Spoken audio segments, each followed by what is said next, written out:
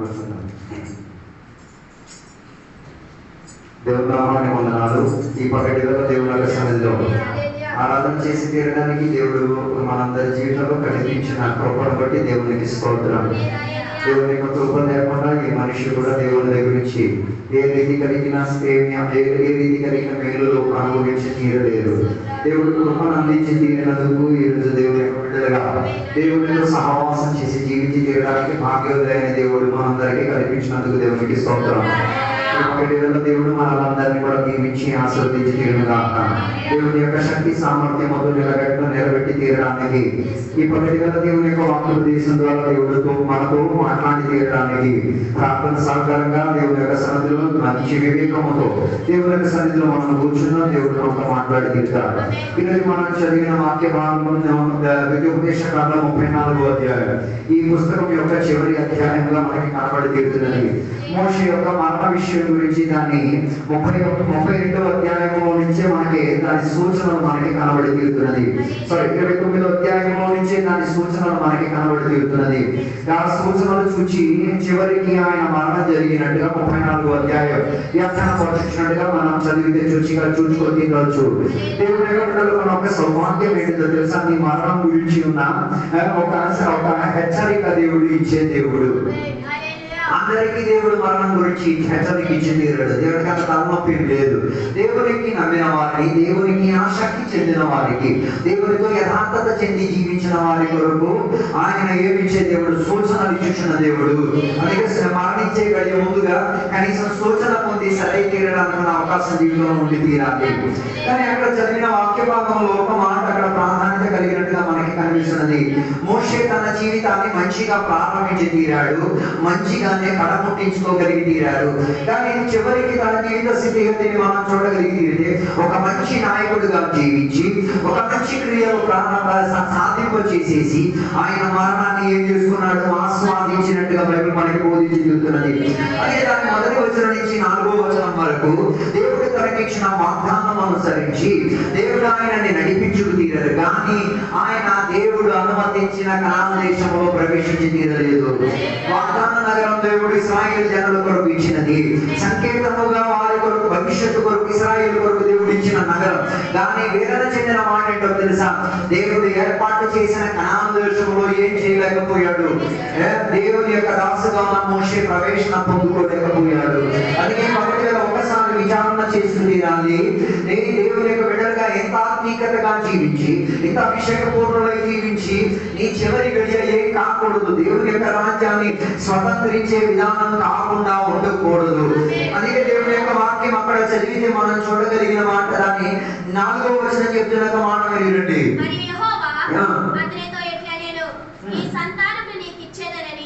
అబ్రహాము, ఇస్సాకు, యాకోబులను నేను ప్రమాణం చేసినది కనులారా నిన్ను తను చూడనిచ్చితిని, కానీ నీవు నది దాటి అక్కడికి వెళ్ళకూడదు. చాలు. అక్కడ చదివిన వాక్యం ఆయన చూచాడు, కనాను దేశం చూచాడు. దాన్ని ఏం చేసుకోలేకపోయాడు, అనుభవించలేకపోయాడు, ప్రవేశించలేకపోయాడు. ఈ పగటి వేళ దేవుని యొక్క బిడ్డలుగా మన జీవితాన్ని కూడా ఒకసారి మనం ఏం చేయాలి? పరిశోధన కలిగేటట్టుగా ఉండి తీరాలి. యోహాను సువార్త పుస్తకం 3వ అధ్యాయంలోకి వచ్చి తీరితే నికోదేము అని చెప్పిన ఒక మనిషి గురించి బైబిల్ అక్కడ వ్యాఖ్యానపరిచి తెలుస్తుంది. ఆయన ఒక యూదుడుగా యేసయ్య దగ్గరికి వచ్చి యేసయ్య దగ్గర నుంచి ఉపదేశం నేర్చుకోవడానికి ప్రయత్నం చేస్తున్నాడు. దాని 3వ అధ్యాయం 3వ వచనం చెప్తున్న మాటలు చూస్తే దేవుడు ఆయనతో చెప్తున్న మాట, నీవు మరలా ఏం చేసి తీరాలి? జన్మించుకు తీరాలి. కొత్తగా జన్మించలేకపోతే నీవేం చేయలేవు. దేవుని యొక్క రాజ్యాన్ని చూచి తీరలేవు. దేవుని యొక్క రాజ్యములో అనుబంధి కాలేదు. యోహాను సువార్త పుస్తకం 3వ అధ్యాయం 3, 4, 5 వచనాలు మనం చదివినప్పుడు 2 మాటలు అక్కడ మనకి కనబడుతుంది. ఒకటి దేవుని యొక్క రాజ్యాన్ని చూడడం, రెండోది దేవుని యొక్క రాజ్యాన్ని ప్రవేశించడం. 2 మాటలు అక్కడ. ఈ మాటలు బాగా ఆలోచించి తీరాలి. దేవుని యొక్క రాజ్యం చూసే వాళ్ళు చాలా మంది ఉంటారు. దేవుని యొక్క రాజ్యం చూసి అనుభవించే వాళ్ళు చాలా మంది ఉంటారు. కానీ దేవుని యొక్క రాజ్యంలో ప్రవేశించు తీరాలి.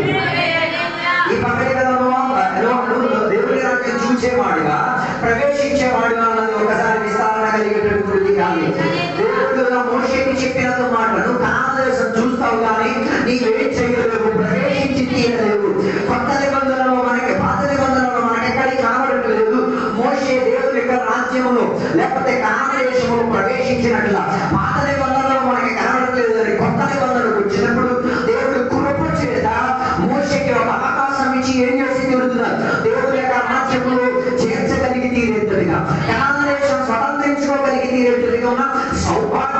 నిరీక్షించినట్టుగా బైబిల్ ప్రస్తావించింది. అది ఈ పగటి వేళ ఒకసారి మన వ్యక్తిగత జీవితాన్ని ఏం చేయాలి? పరిశోధించుకు తీరాలి. నిజంగా దేవుని యొక్క రాజ్యంలో ప్రవేశించావా? దేవుని యొక్క రాజ్యానికి ప్రవేశించి తీరడానికి ప్రక్రియ జీవితంలో ఉన్నదా? అదే బైబిల్ చెప్తున్న మాట. మరణాలు ఒకసారి ఏం చేయాలి? జన్మించుకు తీరాలి. జన్మ ఏ రీతిగా జరిగేది? రెండు రీతిగా అక్కడ బైబిల్ చెప్తుంది. ఒకటి నీరు ద్వారా, రెండోది ఆత్మ ద్వారా. చాలా మంది నీరు అని చెప్తే బాప్తిసం ద్వారా జన్మ జరుగుతుంది. నో, బాప్తిసం నీకు జన్మనిచ్చి తీరదు. నువ్వు నీళ్ళలో మునిగి బాప్తిసం తీయడం వలన నీకు కొత్తగా జన్మించే భావన కాదు. అక్కడ నీరు అని చెప్పిన దానికి ఉన్న సారాంశం ఎఫెసీ పత్రిక 5:26 ప్రకారంగా బైబిల్ చెప్పిన మాట, నీరు అన్న దానిని దేవుని యొక్క వాక్యముగా సంబోధించబడి ఉన్నది.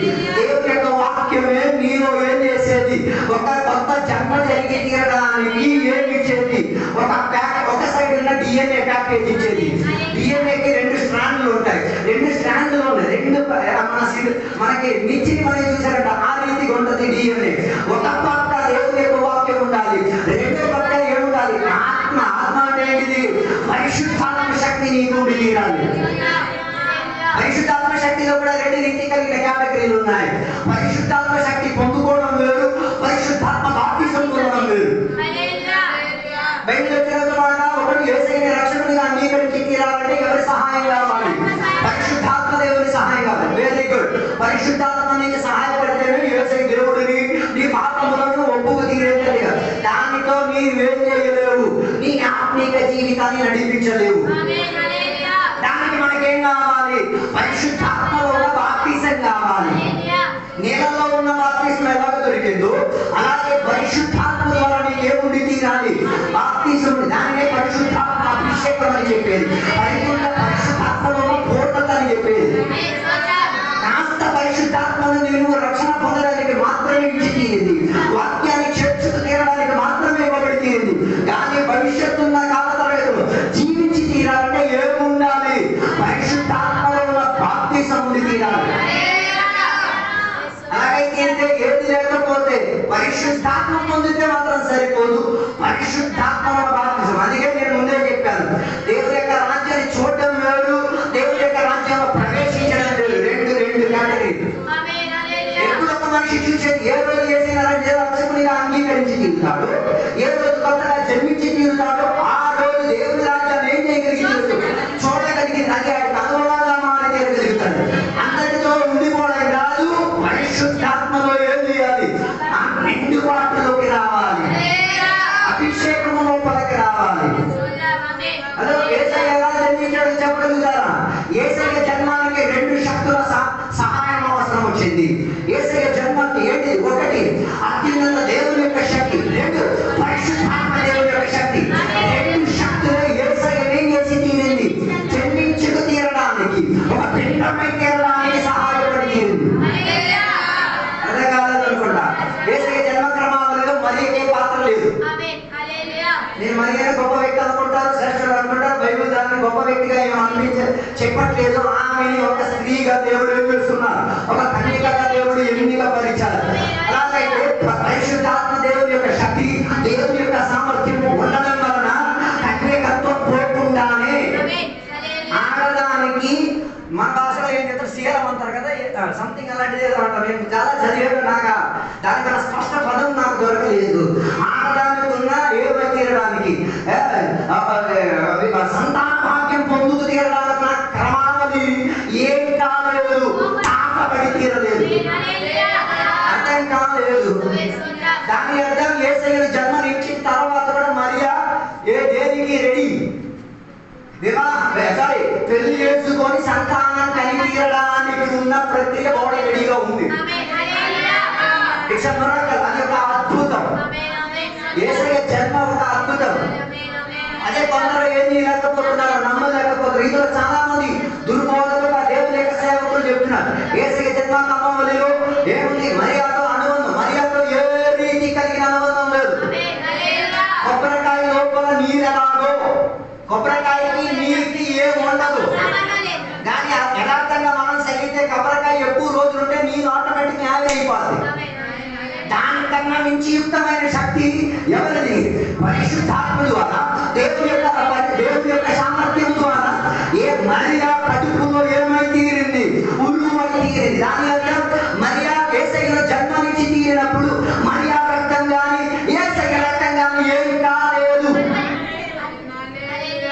అది నువ్వు తెలియకుండా కలిపే మాట.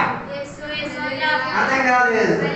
నువ్వేం తెలియకూడదు, నీది కలపబడి ఉన్నది. నీకు నీ తల్లికి ఏమై ఉంది, ఒక నాభితో కనెక్షన్ ఉంది. ఎందుకని మీ అమ్మకి అన్ని రక్తం పోయింది కాబట్టి. సారీ టు సే, అదో దానికే ఏం కావాలి, పురుష సాంగత్యం కావాలి. అందుకే వివాహం ప్రక్రియలన్నీ చేసి పెట్టేది. దాని వలన ఏమైంది, ఒక ఆడది ఏ సంతాన భాగ్యాన్ని ఇచ్చుకోగలిగి. అయితే నేను చెప్పిన ఉద్దేశం ఇదే, యేసయ్య జన్మ అలాగైతే కొత్తగా జన్మించిన వాడి జన్మ కూడా అదే సాదృశ్యమైనది తీరాలి. ఏదన్నా ఆదామ దేవుడు ఏమి జన్మింపలేదు, ఆదామ దేవుడు సృష్టించాడు. బాగా అర్థం చేసుకుంటే అర్థం అవుతే, లేకపోతే మొత్తం గాలి గోవిందే.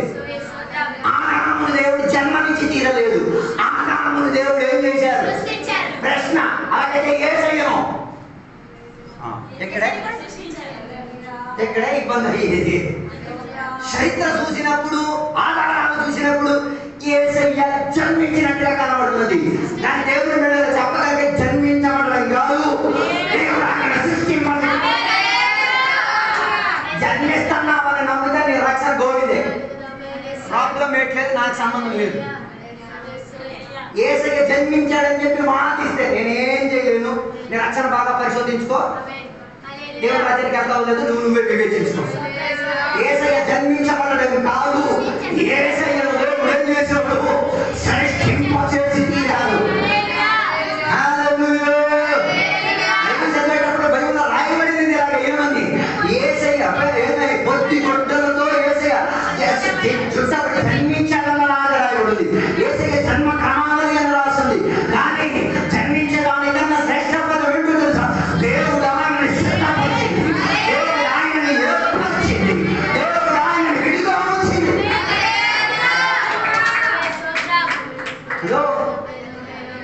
Heavenly kingdom, earthly kingdom. పరలోకీయ రాజ్యం, లౌకిక రాజ్యం. అర్థం కావాలా? కష్టం. పరలోకీయ రాజ్యం, లౌకిక, రెండు ఎంటిటీస్, రెండు రీతి కలిగింది. అర్థం కాలేదు. పరలోక రాజ్యములో ఏం అక్కర్లేదు, శరీరం అక్కర్లేదు. అర్థం కాలేదు అనుకుంటా. ఏం అక్కర్లేదు, ప్రాణాత్మ ఉంటే మాత్రం చాలు, ఏది ఆత్మ ఉంటే మాత్రం చాలు, ఏం తీరచ్చు, పరలోకంలో జీవించి తీరచ్చు.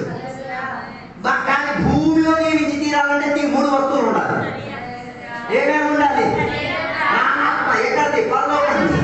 భూమిలో ఏమి ఉండాలి? ఏంటది? మట్టి ముద్ద అని చెప్పుకో. మీరు స్నానం చేయించింది మీ మట్టి ముద్దలు శుభ్రంగా ఉంచడానికే. మీరు 2000 ఇచ్చేసి బట్టలు, షర్టు, ప్యాంటు, అండర్వేర్, కట్టవేర్, ఇన్నర్స్ అన్ని వేసుకుంది దేనికోసం? మట్టి ముద్ద లోపల ఉన్న దిగంబరత కప్పి పెట్టడానికి. ఇది అర్థం కాని మూర్ఖులే దేని కొరకు పోరాటం, ఆరాటం. బట్టల కోసం గొడవెట్టేసుకొని, బట్టల కోసం పిచ్చెక్కిపోయి ఇంట్లో సమాధానం ఉండదు. ఉన్న బీరువాలు ఎన్ని బట్టలు ఎక్కినా ఏం ఉండదు. నువ్వు లోపల వాడుతున్న ఇన్నర్స్ 3 నెలలకి మించిన వాడు లేవు. కామన్ సెన్స్ ఉండాలి. అది తిరిగి ఇటు నుంచి అటు ఏం వెళ్ళిపోతాయి. ఏసీ కాదు, ఇటు నుంచి అటు వెళ్ళిపోయినా ఈ మనిషి పోరాడు. 3 నెలలకి మించి ఏం తెలియకూడదు. కొందరికి లోన ఏం వేసుకోవాలి తెలియదు.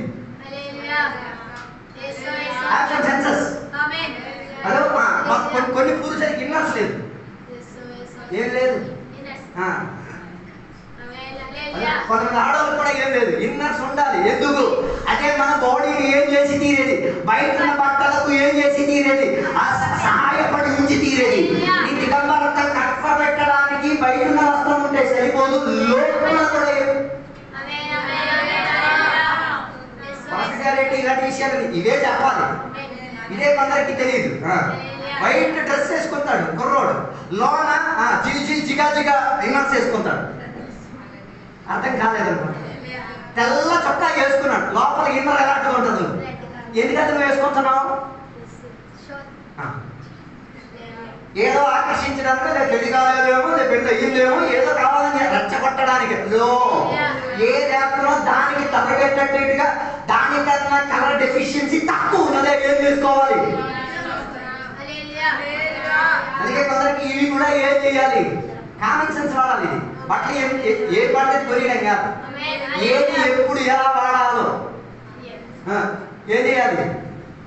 మసాలా సంచేయాలి.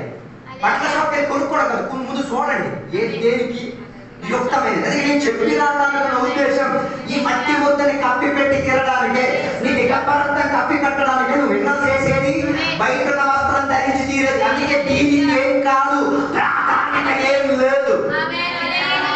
అందుకే బైబిల్ చెప్పేది 2 అంగీ గలవాడు ఏం చేయాలి? ఎవడు అక్కడ ఇంటికి అధ్యాయం చదవండి. ఎవడు బాప్తిసం పొందడానికి వచ్చినోడు, లేకపోతే మారు మనసు పొందునోడు.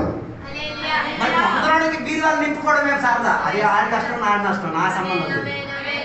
అందుకే కదా ఎవరు బాప్తిసం ఇచ్చిన యోహాను గారు బాప్తిసం ఇచ్చినప్పుడు కొందరు వచ్చారు. కొందరు వచ్చి అడిగారు, అయ్యా మేము సామాన్య ప్రజలు, మేమేం చేసుకోవాలి? అప్పుడే బాప్తిసం ఇచ్చిన యోహాను చెప్పారు, నాయనా మారు మనసుకున్న పదం ఉండాలి. ఏంటా పదం? మారు మనసు పొందావు నువ్వు, కొత్తగా జన్మించావు నువ్వు, వెరీ గుడ్. ఏమిటంటే పదం ప్రజలకు అనుగుణంగా కలవాలి. దాని అర్థం బాప్తిసం పొందేటప్పుడు 2 మరి 1 ఇచ్చేసేట పక్కన ఏంటి నువ్వు నీ బీరువా నింపింది నాకు ఇచ్చేస్తాను. లేదురా నాయనా, నేను కొత్తగా జన్మించా, నా జన్మ వాక్యాలయ్యింది, నా జన్మ పరిశుద్ధాత్మ శక్తి వల్ల అయ్యింది. అందుకే దిగంబరత్వం కప్పేది నాకు అర్థం లేదు, అది నాకు అంత విలువైనది.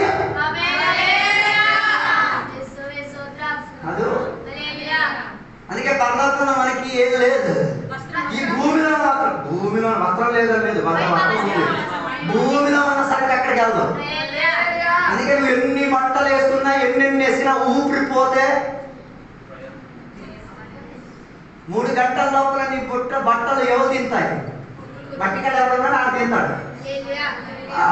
రాలే నేను చెప్పొచ్చే మాట, దేవుని యొక్క రాజ్యం చూడడం కాదు, దేవుని యొక్క రాజ్యం ఏం చేయాలి? ప్రవేశించి తీరాలి. చాలా మంది దేవుని యొక్క రాజ్యం చూసి అనుభవించేస్తున్నారే తప్ప ఏం చేయలేకపోతున్నారు, ప్రవేశించలేకపోతున్నారు. కొన్ని కారణాలు చెప్తా ఎందుకు దేవుని బిడ్డలు దేవుని యొక్క రాజ్యంలో ప్రవేశించలేకపోయేది. మత్తయి సువార్తల పుస్తకం 7వ అధ్యాయం 13-14 వచనాలను చదివినప్పుడు దేవుని యొక్క రాజ్యం ప్రవేశించి తీరడానికి కొందరికి ఇష్టం లేని కారణం ఏంటో తెలుసా? ఇరికైన రీతిలో ఏం చేయడానికి ఇష్టం లేదు. They don't like to be in ఇరికింపబడిన సిచ్యువేషన్ లో వెళ్ళాలి. అందరికి ఏం కావాలి?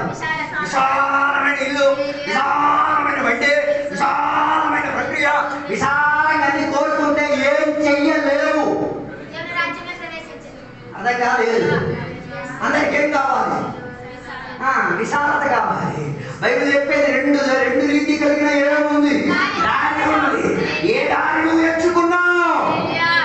విశాలత చెందిన దారిలో అందరూ పరిగెట్టేవాడే, అందరూ నడిచేవాడే, అందరూ ప్రయాణం చేసేవాడే. కానీ దేవుని యొక్క రాజ్యాన్ని నిరీక్షణ పెట్టేసుకోండి నడిచిన ఒకడు ఎంత ఇరుకైనా పర్వాలేదు. హల్లెలూయా. ఏ బొట్టలో అయినా ఒదిగిపోతాడు. నువ్వు బొట్టలో కూడా వదగలేకపోతే ఇళ్లలో వదగలేవు, ఇళ్లలో వదగలేకపోతే ఊరిలో వదగలేవు, ఊరిలో వదగకపోతే సమాజంలో వదగలేవు, సమాజంలో వదగలేకపోతే దేశంలో వదగలేవు. Nobody is with me. Botta లోపల ఏం చేయగలిగి తీరాలి? నీ కూతురు బొట్టలో వదగలేదు కానీ పెళ్లి చేయించొద్దు, ఇంటికాడ బొట్టలో ఒదిగించేంత వరకు కూర్చోండి. నీ కొడుకు బొట్టలో వదగలేని వాడైతే కూర్చోడు, అంటే పెళ్లి చేయించేసి అవతరం పేరు జీవితం నాశనం చేయొద్దు. అర్థం కాదు. అలా పెళ్లి చేసేసి సంఘాన్ని పాడు చేయొద్దు, సేవ పరిచయం పాడు చేయొద్దు, గోళాన్ని పాడు చేయొద్దు, దేశాన్ని. హలో, అది దేనికి అనేక సంబంధాలకు వెళ్ళే ముందు అడుగు బొట్టలో వదులుతావా అని అడుగు. వదగలేనిది అయితే నీకు అది గాడిదే. ఇప్పుడు కొందరు అనుకుంటుంటే అయ్యగారు ఈ మాట మీరు ఎందుకో 20 సంవత్సరాల క్రితం చెప్పలేదు. సారీ అండి, నేను అప్పుడు నాకు ఇలాంటి అవకాశం దొరకలేదు. చెప్పు 20 సంవత్సరాలు చెప్పుకుంటే ఇప్పుడు నాతో ఉన్నది.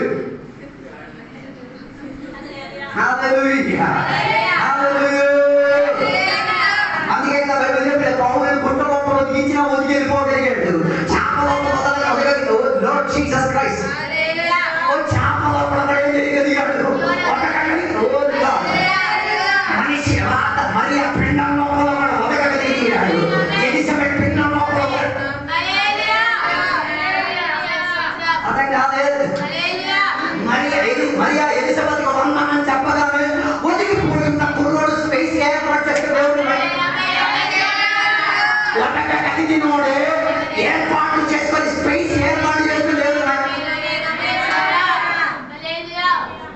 వదగలేనడు కుర్చీని కదపడు, దేనిని కదపడు, ఆడే కదులుతాడు. కారణం నువ్వు వదగలేకపోతున్నావు. నేను చెప్పొచ్చే మాట, విశాలత చెందడానికి కాదు, ఇరికై తీరడానికి. ఆయన ఇరికింపబడి తీరడానికి నన్ను ఇరికించాలి. లోకస్తులు నన్ను ఇరికించాలి. నేను పని చేసిన సైనికులు నన్ను ఇరికించాలి. మాస్టర్ గారు నన్ను ఇరికించాలి. విశ్వాసం నన్ను ఇరికించాలి. పోటీ వాళ్ళు నన్ను ఇరికిస్తున్నానంటే అర్థం చేసుకో, నువ్వు రైట్ ప్రాసెస్ దేవుని రాజ్యం కాదు. అర్థం కాలేదు. కోటి విషయాలు నేను తిడతాడు, దానికి నువ్వెందుకు గొప్ప అయిపోతున్నావు? దాని అర్థం నీకేం కావాలి? విశాలత కావాలి. నీ పిల్లలకి ఏం కావాలి? హలో, అర్థం కాలేదు అనుకుంటా. అందుకే ఏం చేయాలి? ఇరికింపబడి తీరడానికి ఖరీదు ఇవ్వాలి. ఎలా ఖరీదు ఇవ్వాలి? డబ్బేం కట్టక్కర్లేదు. దానికి కొద్దిగా శ్రమ పడాలి, దానికి కాస్త వేదన పడాలి, దానికి కాస్త కన్నీరు వస్తుంది. అవతల చెప్పినోడు మొహం చూడండి, వాడితో ప్రైజ్లో కలపలేదు. కానీ ఇష్టం లేకపోయినా కష్టకరంగా ఏం చేస్తున్నావు? ఖరీదిస్తున్నావు. Giving the cost. Pastor late వస్తే పెడతారు. ఆబ్వియస్లీ ఎత్తలేని పాస్టర్ ఉంటాడు. మనమే వివేచించాలి. కొట్టలేని తండ్రి పిల్లలు ఏం చేస్తున్నాడు? నువ్వు కొట్టక్కర్లేదు, ఊరో రెడీగా ఉన్నాడు కొట్టాలి. రేపో మొప్ప వాడు కొట్టేసి నీ బుద్ధి నేర్పిస్తా. సారీ, ఇది నేను ఎవరికైనా శాపం కింద నేనేం చెప్పట్లేదు, ఉన్న మాత్రం చెప్తున్నాను. అదే బైబిల్ చెప్పేది, మీ పిల్లలను నువ్వు ట్రైన్ చేయాలి. ట్రైన్ చేయలేకపోతే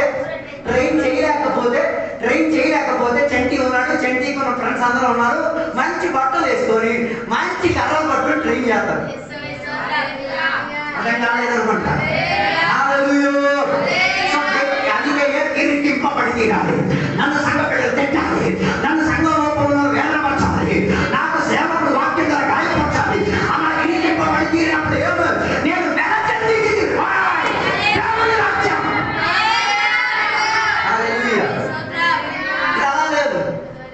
ఆయా జాయా గాయ వచ్చిండు, కూకుండు, పోయిండు. ఏడు విశాలత. రెండోదిగా బైబిల్ చెప్తున్నమాట, యోహాను సువార్త 3:19-20 కొందరికి ఏం అక్కర్లేదు, వెలుగు అక్కర్లేదు. ఏం కావాలి? చీకటిలో జీవించడం కావాలి. ఏంటిది? చీకటి అని దాన్ని వ్యాఖ్యానం వచ్చేది ఏంటో తెలుసా? పాపంలో జీవించేది. పాపం వారికి ఏం కాదు, అంటే తప్పేం కాదు. నేను ప్రార్థనకి వెళ్ళినప్పుడు ఒక పాప, ఒక విశ్వాసి ఇంటి కాడ ఒక పువ్వులు చెట్టు ఉంది, కింద పువ్వు పడింది, ఏరింది. మీరేమంటారు? నేను ఆ పాప కన్నా నువ్వు దొంగతనం చేసాను. నేను దొంగతనం చేయలేదు, రోడ్డు మీద కూడా ఉన్నాను. నేను అన్నా, నీ బైబిల్ అది పాపం కింద ఒప్పించట్లేదు, నా బైబిల్ అది పాపం కింద ఒప్పేస్తుంది. వెంటనే ఆ పాప పువ్వు తీసుకెళ్ళి పడేసింది. అర్థం కాలేదు అనుకుంటా. అది అంటే బైబిల్ చదవాలని చెప్పేది. శంకర పెట్టుకొని తిరగడం కాదు. ఏం చేయాలి? ఇది చదివితేనే మాకు అర్థమవుతుంది. ఏమని? పాపాల తీవ్రత ఎంత గొప్పది. ఆరాధన అయిపోతే పాపం కాదా? దొరికేదే సంవత్సరానికి 52 ఆదివారాలు, దొరికేదే నీకు 52 శుక్రవారాలు. ఎందుకు ఇచ్చాడు దేవుడు? 4 సార్లు క్యాన్సర్ వచ్చింది అనుకో, 52 కోసం పుట్టుకెళ్తాం. నా ఫ్రెండ్కి 4 years క్యాన్సర్ వచ్చింది. ఈ 4 సంవత్సరాలు ప్రారంభం చేసింది తెలుసా?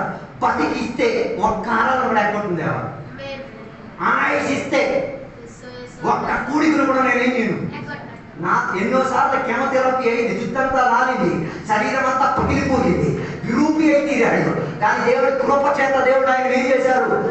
స్వస్థపరిచారు. ఇప్పుడు ఆడు ఫిజికల్ ట్రైనర్, జిమ్ లో ఫిజికల్ ట్రైనర్. ఆడు బాడీ చూస్తే మనం పిచ్చి, కొంత క్యాన్సర్ వచ్చిన అని కూడా చెప్పలేదు. ఇప్పుడు ఆ కుర్రోడు ఐర్లాండ్ లో ఉన్నాడు. ఐర్లాండ్ లో ఆదివారాలు కూడికలు మానవు. ఆయన చాలా పెద్ద పెద్ద సెలబ్రిటీస్ కి ఏమి ఇస్తున్నాడు? ట్రైన్ చేస్తున్నాడు. ఆలకి చెప్తాడు, నువ్వు ఇక్కడ రాగాల, నాకు శుక్రవారం చేస్తున్నావు. నిన్ను ఎంత నో క్యాన్సర్ నుంచి బయట కూర్చోండి. 52 వారాలు విలువెట్టు నాకు తెలుసు, 52 శుక్రవారాలు విలువెట్టు నాకు తెలుసు. నువ్వు నాకు నేర్పించక్కర్లే. అడుక్కుంటే రాసిన పరిస్థితి వచ్చిన 52 నో కాంప్రమైజ్. పాప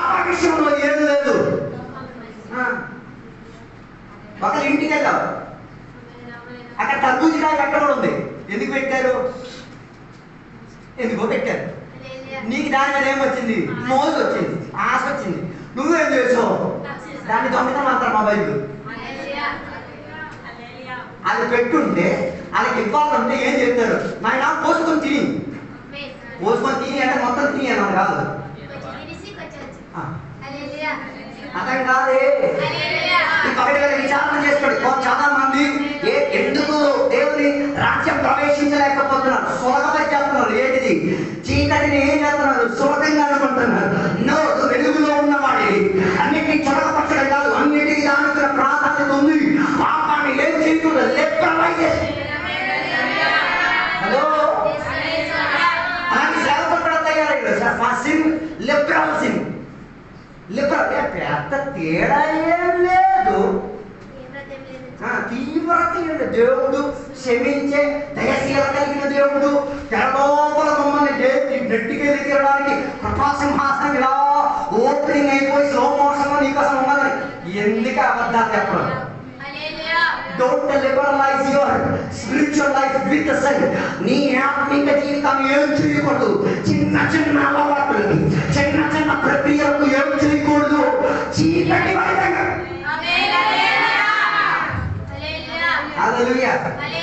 చాలా మందికి ఏమి ఇష్టం? చీకట్లో ఉండడం ఇష్టం. లిబరలైజింగ్ ఎవ్రీథింగ్. నాకు తెలిసి హలో, సంఘానికి 7 స్తంభాలు ఉన్నాయి. శుక్రవారం కూడా నేను చెప్పాను. ఒకటి రక్షణ పొంది తీయడం, రెండవది బాప్తిసం పొంది నీళ్ళలో బాప్తిసం, మూడవది పరిశుద్ధాత్మలో బాప్తిసం, నాలుగవది వేర్పాటు, ఐదవది సహవాసం, 6 రొట్టె విరుచుట, 7 ప్రార్థన. అది దేవుడికి నేను చెప్పే పాయింట్ బాగా ప్రజలు అదే చెప్పాలి. మానవుడు ఏదో విధానికి ఎవరో తల్లి కొడితే, ఏదో తిడితే, ఏదో విధానికి ఏం చేస్తాం? మానవుడు పొందే దాన్ని మనం ఏం చేస్తాం? నటించాం. బాప్తిజం పొందరా అని చెప్పి అమ్మ నాన్న తోసి ఎక్కడ తీసుకెళ్తారు. అక్కడ బాధ పడితే లేకపోతే తెంతారని తెలిసి ఏం చేస్తారు? మునిగి పెట్టి ఆత్మశక్తిని కూడా ఏం తెలియచ్చు, ఏదో హైపర్లో చేసి చూపించి తీరచ్చు. అర్థం కాలేదు నాతో కలిసి సెపరేషన్ అన్న విషయం, వేర్పాటు అన్న విషయం దగ్గరికి వచ్చిన మొత్తం ప్రాబ్లం. ఎక్కడెక్కడి నుంచి వేరే విడి తీరాలి? లోకంలో నుంచి వేరే విడి తీరాలి, పాపంలో నుంచి వేరే విడి తీరాలి, లోక సాంప్రదాయాల నుంచి. అయ్యగారు నేను బాప్తిజం పొందాను, అయ్యగారు నేను మారుమనసు పొందాను, అయ్యగారు నేను ఆత్మాభిషేకం పొందాను, కానీ లోకంలో ట్రెండ్ మాత్రం మొదలలేకపోతుంది.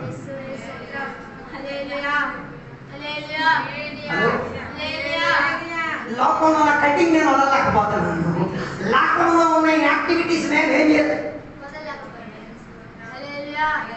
క్రికెట్ ఆడటం తప్పేం కాదు, బాస్కెట్బాల్ ఆడటం తప్పేం కాదు, అది పాపమేం కాదు. కొంత భయపెట్టించారు, క్రికెట్ ఆడకూడదు, బాస్కెట్బాల్ ఆడకూడదు.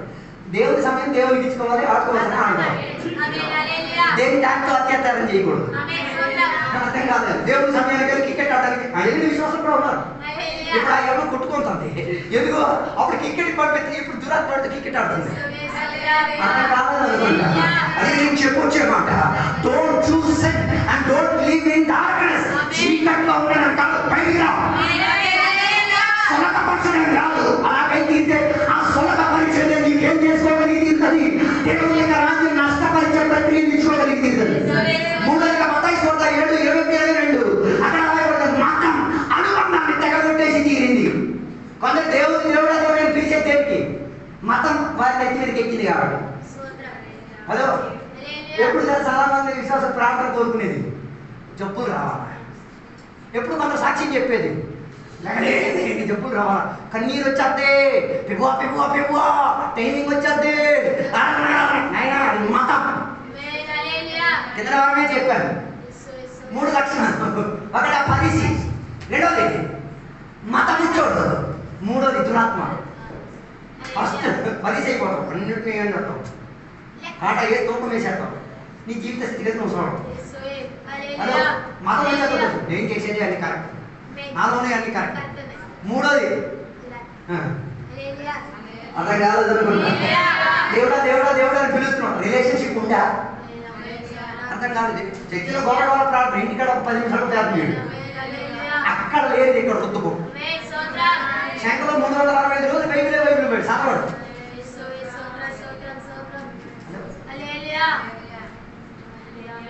అలా సైలెంట్ అయిపోయి చూడండి.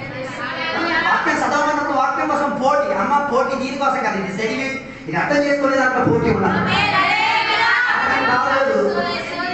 నాతో లేదనుకుంటా. అనుబంధం కోసం నువ్వు క్రైస్తవుడు అయ్యావు, అనుబంధం కోసం నువ్వు యేసయ్యకి సంబంధం అయ్యావు. మతం స్థాపించడానికి కొందరు జబ్బు, ఇప్పుడు కూడా కొందరు వదలరు. ఏమి జబ్బు వచ్చేది, ఏమొచ్చేది, దడొచ్చేది. ఎవరికి తాగుబోతుడికి చేతులుగా దూగినట్టే జబ్బు వచ్చిందంటే కొందరికి ఏమొచ్చేది, ప్రభు ప్రభు ప్రభు ఏసు దేవు ఏసు. ఎందుకు ఈ యాక్టింగ్? హలో హలో, అప్పుడు మనకు అర్థమైపోతుంది. కొన్ని విశ్వాసాల టైంకి ముందు వచ్చేద్దానికి మనకు అర్థమవుతుంది. ఇదేదో ఇదేదో మతంతోనే వచ్చాడండి. చెప్పలేదు దోషం ఉండేవాడు గొప్ప విశ్వాసే. ఈ మతమే నెత్తిమీద ఉంది. సొంత కొడుకు చచ్చిపోతే భార్య అంటే మా కొడుకు, భర్త అంటే మా కొడుకు. మతం నెత్తికెక్కితే సొంత భార్య కూడా ఏం చేస్తాం? హలో, చెప్పలేదు. ఆ బాబు చివరికి చనిపోయాడు. విన్నాడు, చనిపోయాడు. ఇద్దరి మధ్య గొడవ ఏంటి? నా కొడుకు కాదు, భార్య అంటే మాదే. ఏం చేస్తాడు? రైగలు బాబు చనిపోయాడు. సమాధికి కూడా రాలేదు. తల్లిని నా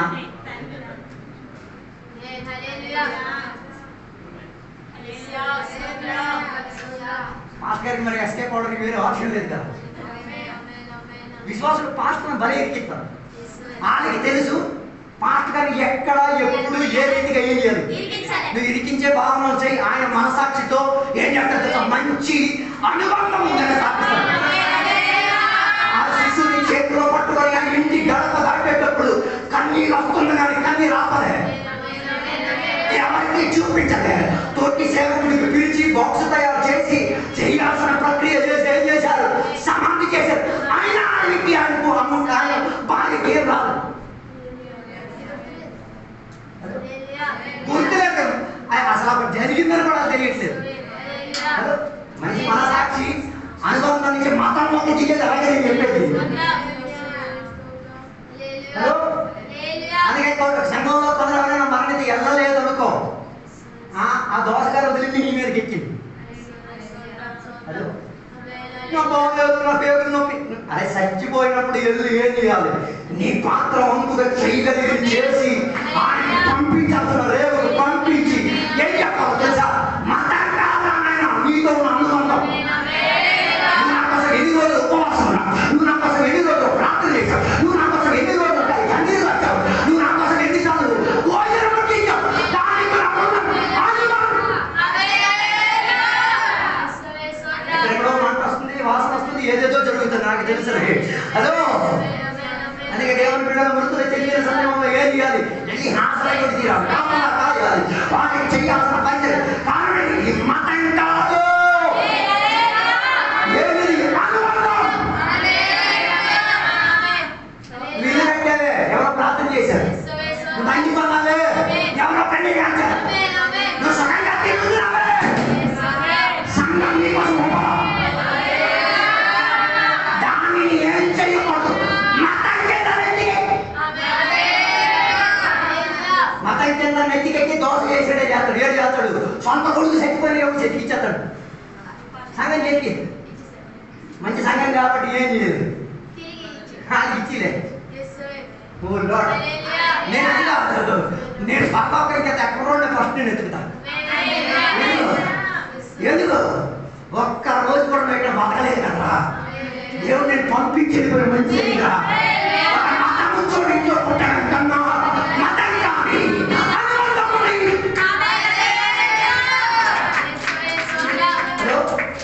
మనసాక్షి మతాన్ని ఏం చేస్తుంది?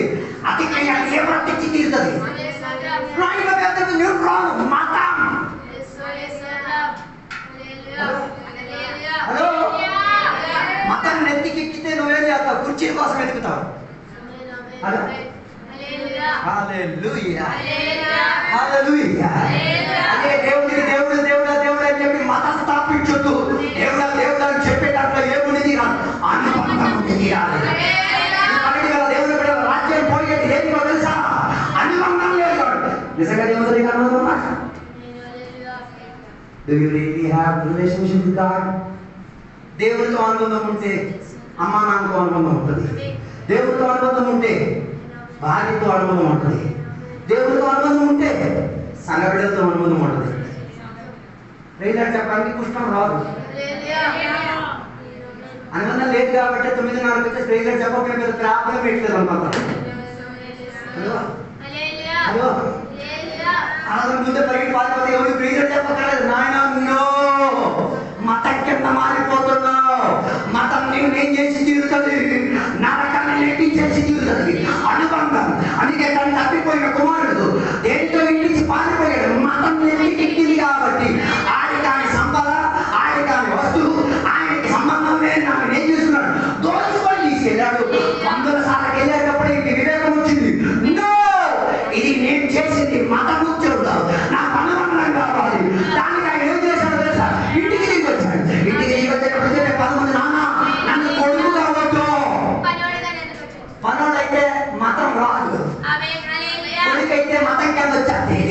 అది అర్థమైంది. నాకు అనుబంధంగా నాన్న కొడుకారా, నాకు నువ్వు నా కొడుకువే, కొద్ది చచ్చిన వాడివి, నేను బతుకున్న కొడుకువే. అందుకే దేవుడు నిన్ను అనుబంధం కోసం పిలుస్తున్నాడు. అనుబంధంతో జీవించు. నాకు ఎందుకు చేసేది? భాస్కర్ చెప్పారన్న అనుబంధం. ఆయన అవి రెండు జరిగేది. దేవుడితో అనుబంధం ఉంటే దేవుని లేఖనంతో కూడా నీకేమంటుంది? బంధాన్ని ఒక్కరి విశ్వాసం ఉన్నాడు. దేవుడితో బాగా అనుబంధం, దీనితో ఏ అనుబంధం లేదు. నీ బైబిల్ నీతో మాట్లాడలేదా? హలో, ఒక రోజు నేను కూర్చొని గొప్పగా ప్రార్థన, దేవ నన్ను ఆశీర్వదించుదేవా, నన్ను ఆశీర్వదించుదేవా, నా బండి ఇవ్వదేవా, నాకు ఇల్లు ఇవ్వదేవా, అతిపూరు చేయలేవా. దేవుడు సింపుల్ గా మృదులంగా ఒక వాక్యం తీసి మాట్లాడాడు. సింపుల్ గా ఒక వాక్యం. మత్తయి సువార్తలో 5వ అధ్యాయం 10వ వచనం చెప్పారు, దేవుని కొరకు సహాయింపబడిన వాడు ధన్యుడు. Blessed are you who is persecuted for God. Are you ready for this persecution? ఈ ఆశీర్వాదం కోసం నువ్వు సిద్ధమా? మాటలు రాలేదు కానీ ఏదో వచ్చింది. నేను దేవునికి ఏం వాదించాను? డబ్బు ధనవంతుడికి ధనం చేయి, ఆశీర్వాదం. ఈ ఆశీర్వాదాలన్నీ దేవుడు నేను ఆశీర్వదిస్తాను. దానితో ఉన్న సతాయింపు కూడా రెడీయా? ఈ ఆశీర్వాదం బోనస్ గా తీసుకోవడానికి. అక్కడే మనం అక్కడే మన అనుబంధమా మతమా అన్నది వచ్చి తీరేది. హలో, వాక్యంతో నీకు మరి ఏమన్నా అనుబంధం ఉందా? ఆత్మశక్తితో నీకు అనుబంధం ఉందా? సంఘంతో నీకు అనుబంధం ఉందా? హలో, గత వారం చెప్పా పట్టకుండా రోగైనా ఎవరితో నీకు అనుబంధం ఉందా? హలో, అనుబంధం లేదు కాబట్టి సంక్రాంతి శివరాత్రికి వచ్చినట్టు ఆదివారం మొత్తం సూపర్ పారిపోతారు. ఏం లేదు. గత వారం ఎవరికి ఏం జరిగింది? కొంచెం జాంతామా ఆదివారం వచ్చి ఎందుకు పెంచినాడు తెలియదు.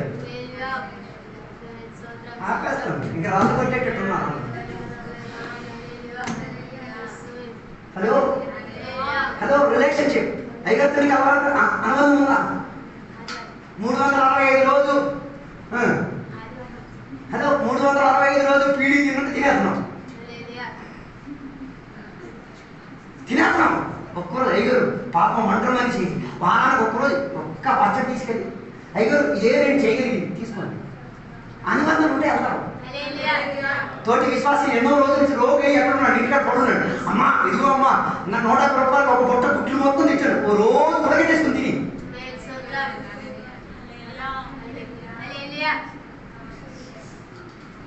ఇప్పుడు అన్ని వాస ఎక్కడికి వెళ్ళిపోయింది? అన్ని వాసాన్ని కృపాలని. హలో హలో, చెప్పలేదు. తోటి విశ్వాసం చెప్పాడు, నాయన ఒకసారి నాయన నేను ఇల్లు మార్చుకుంటున్నాను, కాస్త బీరువా ఎత్తడానికి, కాస్త వాషింగ్ మెషిన్ ఎత్తడానికి. ఆనందంగా ఉన్నాడు, వెళ్తాడు. లేనోడు హలో ప్రైజ్ గాడ్, హల్లెలూయా. ఇందుకే చాలా మందికి ఏం నష్టపోతున్నది? కనాన్ దేశం నష్టపోతున్నది, దేవుని రాజ్యం నష్టపోతున్నది. హలో, అనుబంధాల్లోకి తిరిగిరా. యేసయ్య మాటను స్థాపించడానికి రాలేదు, యేసయ్య మాటను స్థాపించడానికి వచ్చాం. మాట స్థాపించడానికి కూడా కట్టడం అని చెప్పారు. మార్గం చూపించడానికి వచ్చేవాడు. ఆ మార్గం ద్వారా నీకేం దొరుకుతున్నది? అనుబంధం దొరుకుతుంది. తండ్రి కుమార పరిశుద్ధాత్మ ఇట్స్ ఎ రిలేషన్షిప్. హలో, తండ్రి చేయాల్సిన పని కుమారుడు చేయడు, కుమారుడు చేయాల్సిన పని పరిశుద్ధాత్మ చేయడు. They are mutually respecting their own relationship. వారికి ఉన్న వ్యక్తిపర అనుబంధానికి కోటమి రాకుండా ఏం చెయ్యరు? Hello, hallelujah, hallelujah, hallelujah. ఈ మాట దగ్గర ముగించేస్తా. కొందరు అనుబంధం అన్న పేరుతో కొందరు గొంతు తీసేస్తారు. హలో హలో హలో, అనుబంధం అన్న పేరుతో ఏం చేస్తారు? విసిగేస్తారు. ఫర్ ఎగ్జాంపుల్, నీకు సంఘటనతో మంచి అనుబంధం ఉంది, నీకు ఒక పని జరిగిపోవాలి, నీకు తెలుసు ఫలానా వ్యక్తికి చెప్తే ఏమైపోద్ది, ఆడు వద్దాడు నో అని నువ్వు ఆడి చేత ఏం చేస్తున్నావు, దానివల్ల నీ అనుబంధం ఏమైపోతుంది?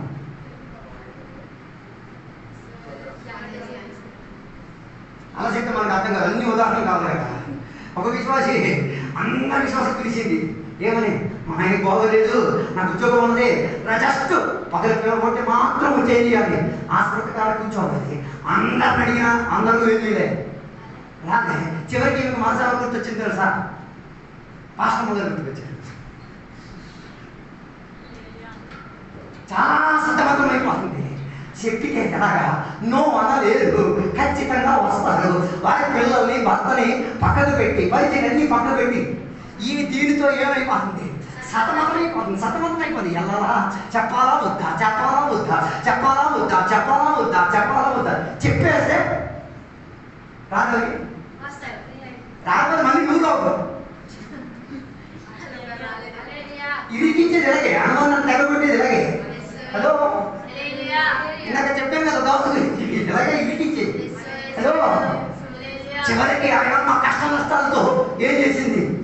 ఫోన్ చేసింది. పాస్టర్ నేను అసలు ఏం నీకు ఎందుకంత బాధ? ఇంట్లో ఉన్న వాళ్ళకి అందరూ బాధ్యత అడిగి ఎక్కడికి వెళ్ళి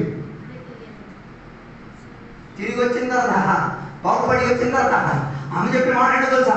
అమ్మా, దీనివల్ల మన అనుబంధం ఏం కాకూడదు, తెగిపోకూడదు. నేను మిమ్మల్ని అత్యాచారంగా ఇక్కడ పిలవలేదు, బలవంతంగా నేను పిలవలేదు, ఇంకొక ఆప్షన్ లేదు కాబట్టి నాకు హలో, ఏమి లేని దారిద్ర్య చెందిన స్థాయిలో అడుక్కొని తిరుగుతున్న పరిస్థితిలో సహాయం చేసిన ఇట్లాంటి ఉన్నారే ఉందని ఇప్పుడు అనుబంధం.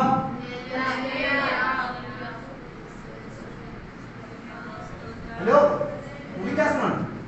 ఉన్నది కనుక ఇప్పుడు ఆడి మహంగానం వాడదు. ఇప్పుడు ఆడిని చూస్తే ఏం చేయవు, మొత్తం కిందకి దిగలేకపోతే come back to the relationship. నయా పైసాకి ఠికానా కానప్పుడు, నీకే దిక్కు లేనప్పుడు ఆయన మెతుకుడు అన్నం పెట్టాడు. ఆ అన్నాన్ని నీకు నిలబెట్టి దానికి నువ్వు అన్నం ఇచ్చినప్పుడు గణపట్టని చెప్పట్ట. వాడితో అనుబంధం పెట్టుకో. అన్యుడు కావచ్చు, హిందువు కావచ్చు, అన్యుడు కావచ్చు, దేవుడు పెట్టి కావచ్చు. ఆయన ఒగ్గేసి ఆ జీవితాంతా నేను చూస్తున్నప్పుడు ఏం చేస్తుంటాడు? ఇంత చేసి కూడా వాడికి నా మీద ఏం లేదు. So get back to relationship. పవిత్రమైన అనుబంధానికి తిరిగి రా. దేవుని రాజ్యము అనుబంధం it's an experience of relationship. Hallelujah. So get back to the relationship. పాస్టర్తో మంచి అనుబంధంలోకి రా. మీ తోటి విశ్వాసంతో అనుబంధంలోకి రా. తోటి సంఘస్థులతో అనుబంధంలోకి రా. అనుబంధం నిలబెడుతుంది మతం. నేను ఒక మతం ఉంచోటి చేసేది. హలో, తర్వాత మాట్లాడాలి. మతం వచ్చోడిని నేను, మతం ఎక్కిన పిచ్చోడిని. హలో, మతి లేని ఉన్నది ప్రభుదేవా పరలోక రాజ్యం, నీ రాజ్యం. Hello, hallelujah. So don't drive your self to religion. నిన్ను నీవు ఏం చేయకూడదు, మతంలోకి తోలుకెళ్ళడానికి ప్రయత్నం చేయవద్దు. దేవుడికి తిరిగిరా, మనలోకి తిరిగిరా. మంచి అనుబంధం ఉండాలి, వాటిలో నీకు మంచి అనుబంధం ఉండాలి, సంఘటనతో నీకు అనుబంధం ఉండి తీరాలి. నీ ఇరుగు పొరుగు వాళ్ళకి కూడా నీవేమై ఉండి తీరాలి. వాళ్ళ ఇంట్లో రోగాలు అయిన స్థితిగతిగా అన్యుడైనా ఎదుక వాటా ఇచ్చుకు రావాలి. అక్కడ ఏం అర్థం కాదు. ఆయన పెద్ద కొడుకుంటే నేను చిన్న కొడుకు, నేను దేవుడు పెట్టి నేను అంటే ఏం లేదు. Relationship. So we serve a god who is based on relationship. ఈ పక్కన దేవుడు ఉన్నాడు.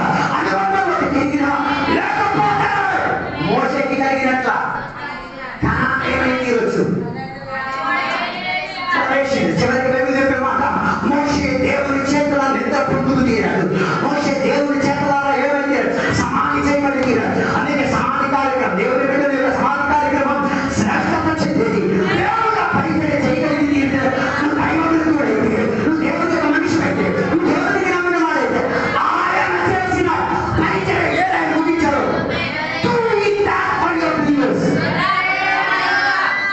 ఏసయ్య మోసేకి సమాధి ఎత్తే నువ్వే అవ్వదు తోపా.